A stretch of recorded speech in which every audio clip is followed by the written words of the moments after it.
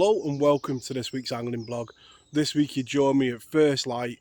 We're on the banks of the river and we're in search of silvers. It's first thing in the morning and the dawn has just broken. I've set up all the gear as you can see on screen now and we're set to go. Some of you will recognise the swim from a couple of sessions ago, so I'll put a link at the top of the screen now, and we're back in that same swim trying to build on what we learned on that session. Today's session is going to be predominantly working on the Stickfloat. So I've set up my 17-foot carbon active float rod from Preston. I've got that down to a 6 No. 4 Stickfloat. That's got spread out shot all the way down the rig, and that's down to a 2 pound 1 ounce hook link with Bay of Pearl on to a size 18 hook. So as you can see there, it's a pretty different setup to the one we used on the last session where we were fishing the bollow, and that is because we're going to target that inside line today and really attack it and see what we can catch just off the rod tip. Let's take a look at the side tray and the swim and how we're going to approach it. So let's have a look at the side tray, and the first thing I did when I arrived on the peg was mix up the ground bait. As always, it gives you a chance to mix it. It's time to absorb the water and for the mix to settle, so that was the first thing that I did.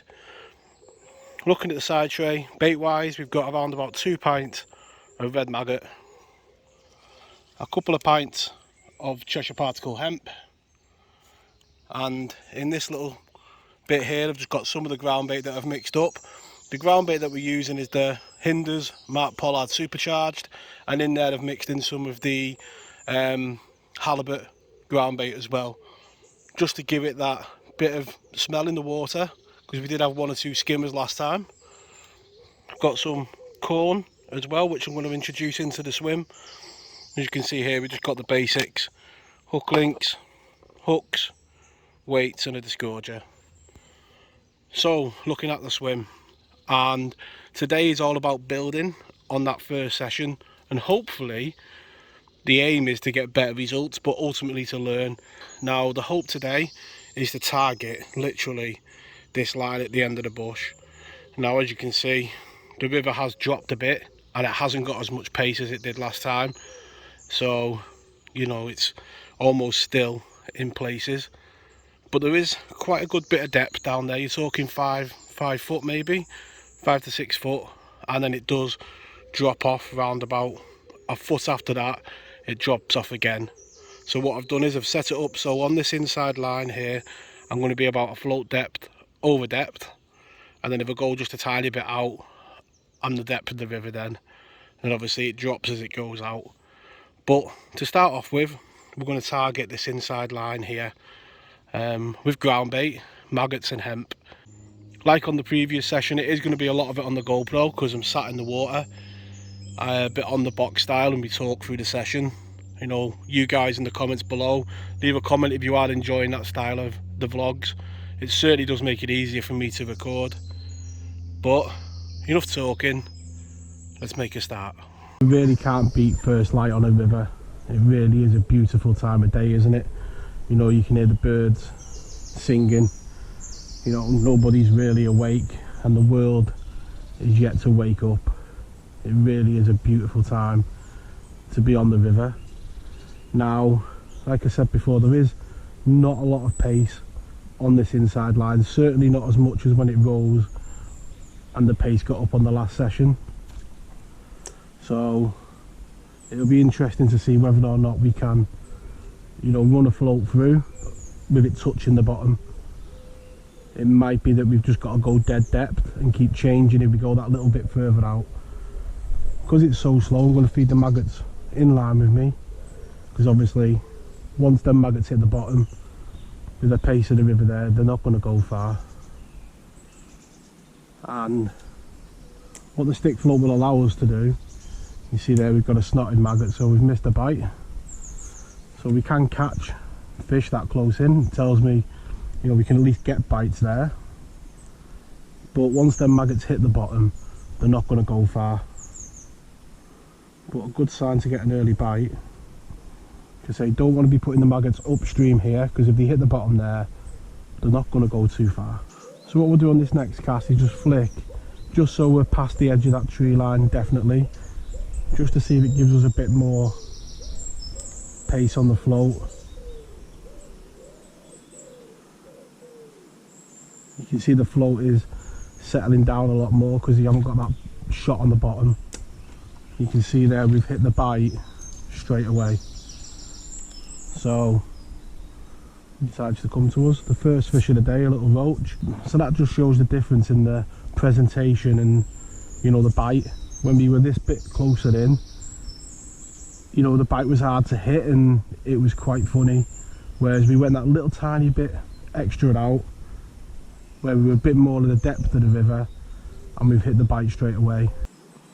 So what we'll do this time, we'll flick that bit further out again. Maggots definitely in line with us.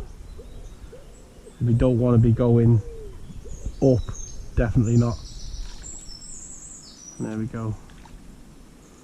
So just flicking that bit further out is definitely the way. Like I say, had I known the river was going to be this slow, I definitely would have thought about bringing a whip with me today, and it might be something that we do at a later stage.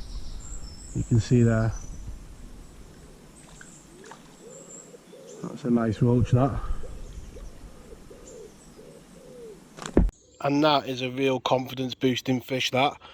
You know, we've only been putting maggot in, no hemp and ground bait yet, and that's just coming that tiny little bit further out on that line.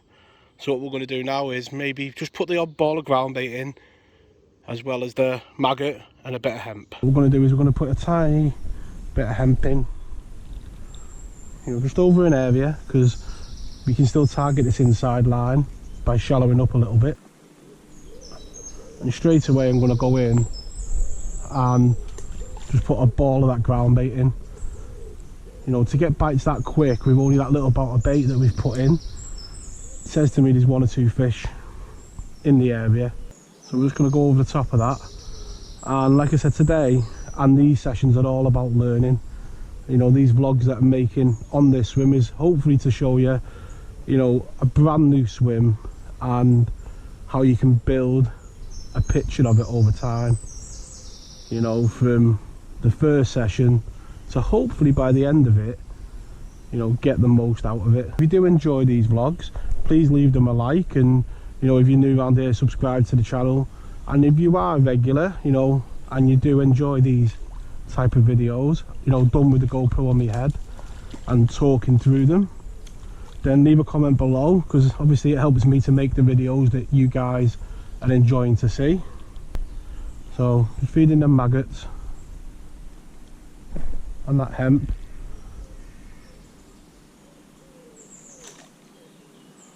And at the moment you can just see they are slightly above where I'm feeding the hemp. So I would say these fish are really coming to the maggot really.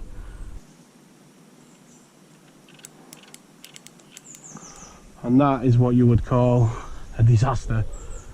That's a disaster. So we have got away with it, and we've come back with a bit of a branch. So it's a problem when you've got sandy bottom rivers.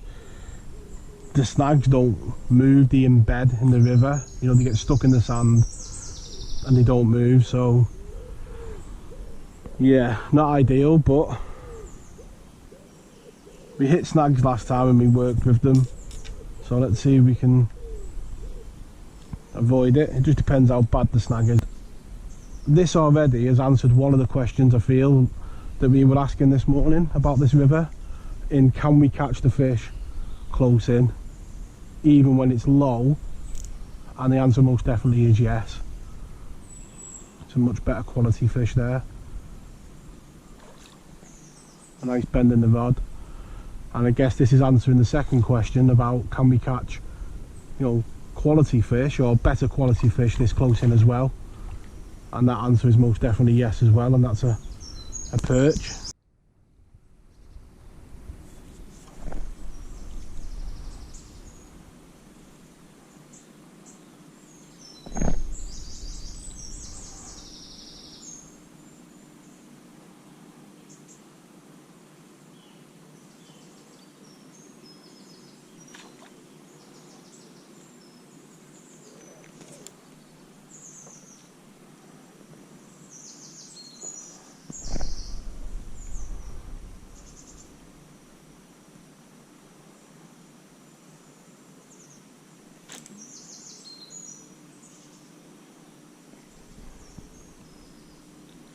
This most definitely is a much better quality fish, and that answers a big question. Really, it's a bream, and that does answer a big question. That ground bait, you know, I'm almost certain is the reason why we've hit this bream. We didn't hit one of these this size last week. And there we go, you can see that bream or skimmer bream, but definitely the best fish we've had so far off this river. And you can see in this vlog, hopefully already, we're answering one or two questions, aren't we? You know, there are better quality fish in here, and let's keep that ground bait going in, the hemp and the maggots. It's an excellent start. Them better quality fish in the river and them being bream. Got to keep that ground bait going in, and I'm going to be quite positive. We've got quite a bit of ground bait with us today, so we can afford to be quite positive. It is only a short session as well, so I want to keep it going in and just see what happens. It's all about learning. You know, it might kill it, it might be that it attracts more in.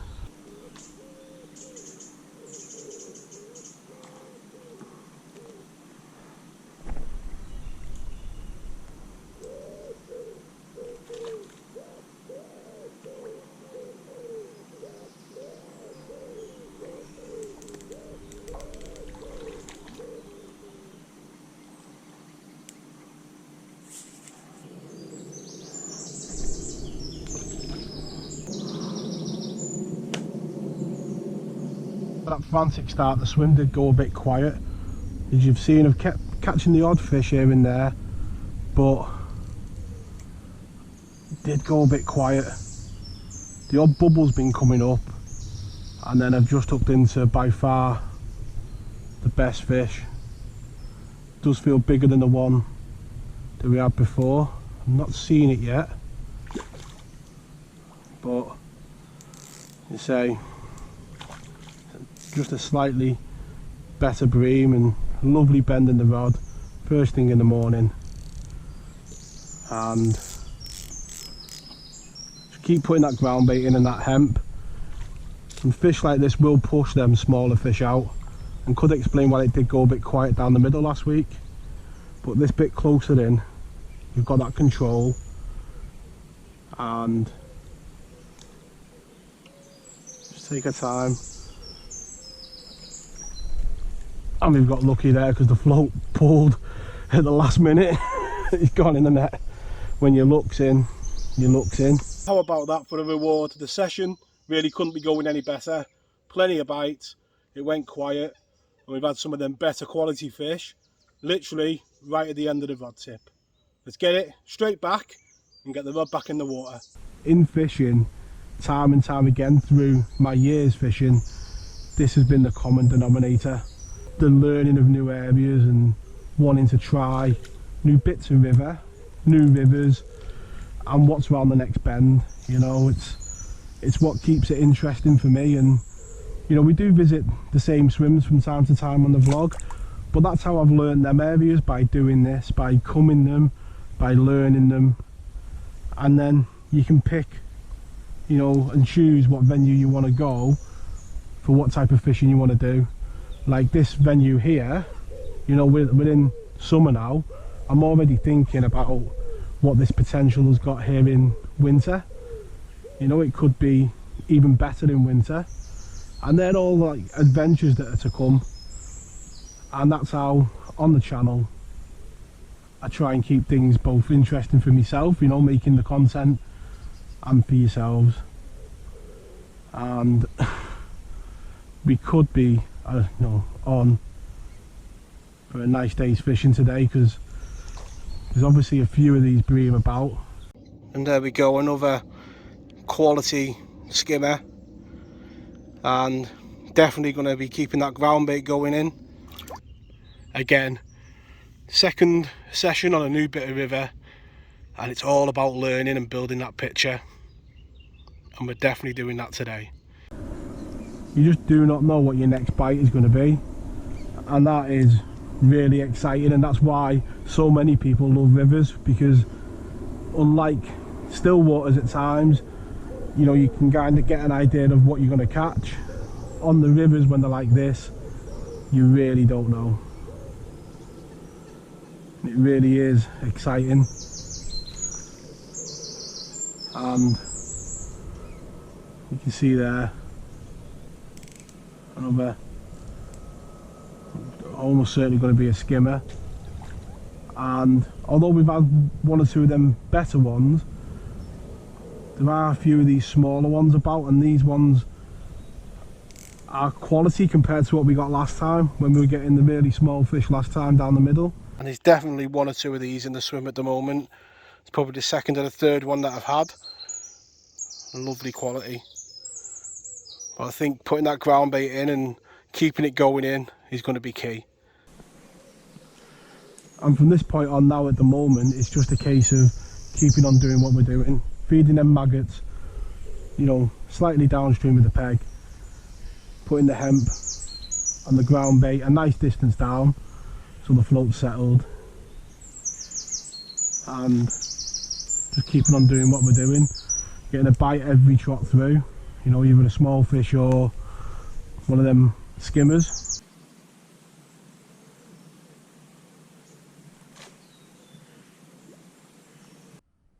Just got to take your time.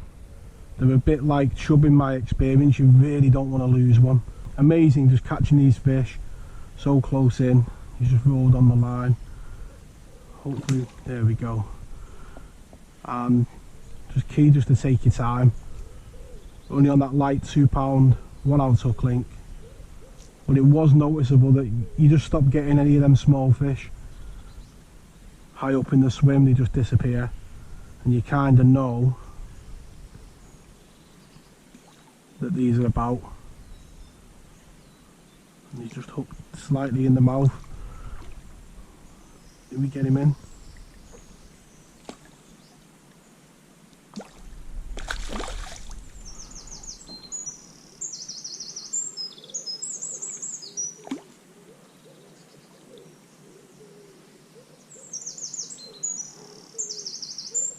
Just shows there you don't need big hooks. A tiny size 18 hook, more than enough. And that light 2 pound line. And there we go, another one of those quality bream. Great fun on that 17-foot rod. Coming on the Stickfloat, you know, a species we associate with the bollow. And yeah, there's not much more to say than it couldn't be going any better.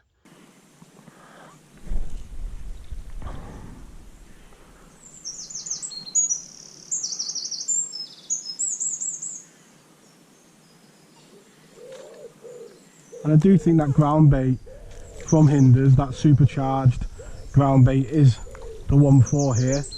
You know, with so many silvers in here in the roach, it's packed full of hemp, and it's a nice dark ground bait which is going to sit over obviously the light sandy bottom. But obviously as the sessions go on you can tweak it.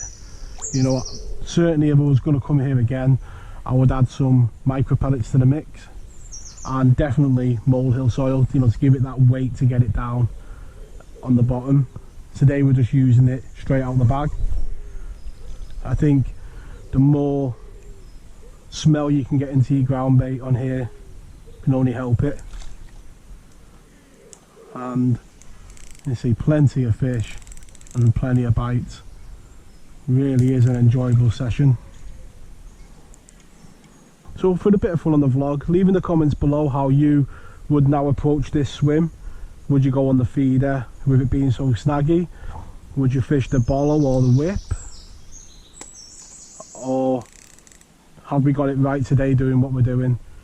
But it'd be really interesting to hear your opinion on how you would approach the swim. So leave it in the comments below. This is a perch, I think.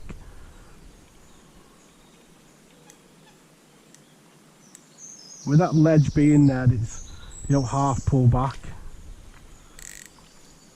and you just love the defiance of a perch.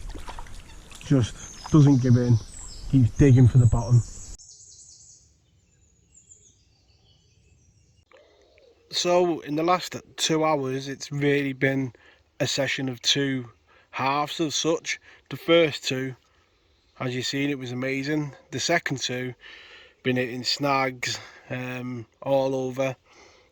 Very versed now into new hook links, which goes with part and parcel of rivers really, and especially when you're discovering new ones. Now, earlier on in the video I did ask how you would approach the swim. Now down this inside margin here, if you come too close in on that shelf, it's snaggy. Obviously the last session we found snags out there and out there, so feeder fishing it would be interesting. You definitely have to find a clear patch and be really accurate. But yeah, it just shows how a session can be so different during it. So like I said there, it's been really quiet for the last 2 hours, really has, and been hitting a few snags, and it's hard because obviously you go off the edge of the shelf a little bit, then bream are obviously still there. You just got to get that presentation right, but it has been hard work, and eventually the float's buried. We've got another one of those skimmers. Like I say, it's been a session of two halves at the moment. The first two, we couldn't go wrong. It proves they're still there, but it's hard when you're trying to miss those snags. We get them straight back. Let's get back out there. So that's about the size of the balls of ground bait that I'm putting in. You know, every couple of casts, just putting a little ball of that ground bait in. You can see there, it's loaded with that hemp. I've not had any hemp to that mix at all, but that's just what I'm putting in. Every so many casts, you know, just keep that smell in the water, that food, and hopefully it keeps one or two bream coming. It's mad how after 2 hours of hardly any bites you then suddenly start hitting, I presume, the bream again, and this one's gone upstream. The first one that's really done that. One of the two others have just plodded below me,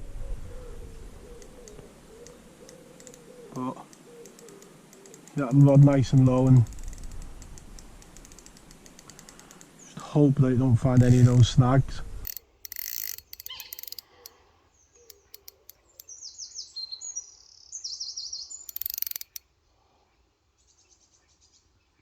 There's that bream showing the scars from a cormorant, it looks like, on its back, but fit as a fiddle, as you've seen from the fight. It is a bit of a dark peg, so the lighting isn't great, but hopefully you're enjoying this week's blog as much as I'm enjoying the session. So lovely, hard fighting river bream. As you can see there, we've got through a fair bit of ground bait, and definitely says to me if we come again we're going to need to bring some more or bulk it out with the molehill soil, but proper made up to get that bream. You know, you do think you're doing something wrong when you get a good start like that and then it goes quiet. So I'm going to put a bit more ground bait in, keep feeding the maggots, and hopefully it's the start of a few more of those bream in the swim.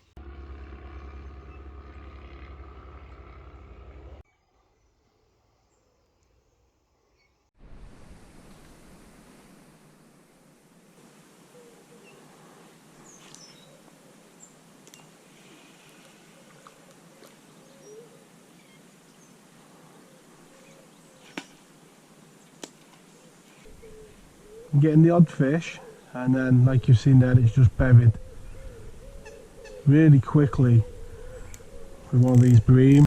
And one thing I would say is today, you know, is the second session on this swim, and we've done quite well, I think. You know, we've had plenty of bites and some quality. It does feel though, if you hit it right, you could have an exceptional day. And there we go, we won't get him out and hold him up to camera. You can see it's another one of those lovely bream, lovely hues of gold on its gill cover and across its back. A beautiful fish.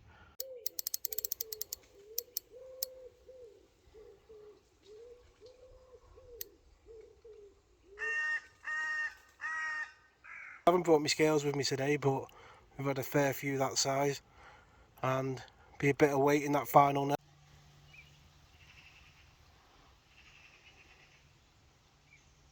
still not come completely up to the top. It does look like a better fish.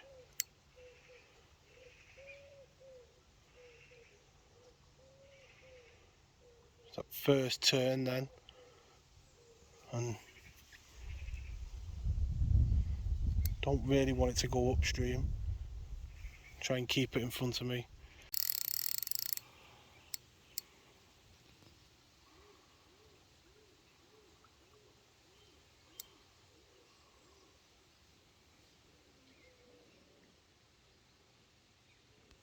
Apologies for the lighting, it isn't the most lit swim in the world, but what a battle he put up, proper fight in the flow, and we're getting close to a slabber-dabber-do, aren't we?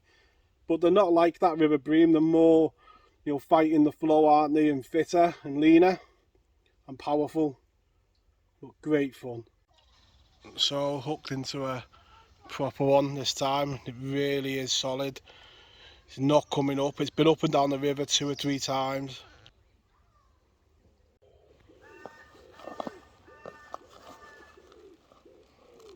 Predictably, there has been a bit of a change in species towards the end of the vlog. It's been a lot more roach, the odd rudd and perch, which I did think would be the case, you know, with that ground bait running out. But what an enjoyable session it's been. At the end of that session, the lighting really was bad, so I've nipped out a few weeks later just to do the outro to the blog. So as you can see on screen now, we had a fantastic day's fishing. It certainly exceeded my expectations. In fact, I do think it's probably the best net of fish I've had from a river. I literally couldn't lift the keep net at the end. So looking back over the session, it just shows what you can catch at the end of the rod tip in a few feet of water. So looking back over the 2 sessions, hopefully you can see there how 2 sessions you can learn, adapt and get the best results possible from a swim. Again, leave in the comments below how you would now approach the swim, the best method that you think would get even more out of the swim. I want to wish you all tight lines in your own fishing. It'd be great if you could like and subscribe if you've enjoyed the video, and I'll catch you all next week. Tight lines.